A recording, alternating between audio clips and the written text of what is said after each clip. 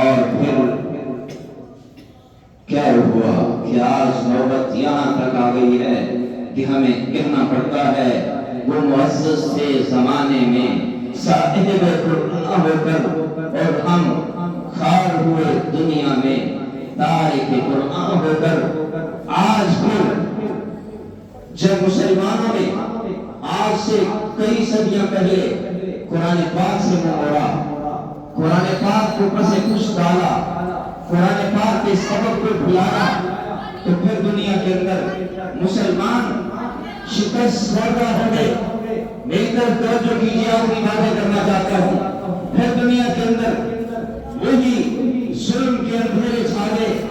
پھر دنیا کے اندر سود کا بول بالا ہوا. پھر دنیا کے اندر زنا عام ہوا. پھر دنیا کے اندر بربریت ہوئی. پھر دنیا کے اندر محکوموں اور غریبوں مظلوموں کی بستیاں اجاڑی گئی. پھر دنیا کے اندر خون کی ہولیاں کھیلی گئی. پھر لوگوں کی عبادت گاہوں کو مسمار کیا گیا.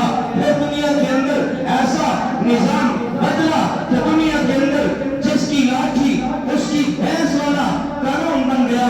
جو طاقتور ہے وہ مظلوموں پہ جو چاہتا ہے جیسے چاہتا ہے ظلم کرتا ہے. کوئی روکنے والا نہیں، کوئی ٹوکنے والا نہیں، کوئی بند باندھنے والا نہیں.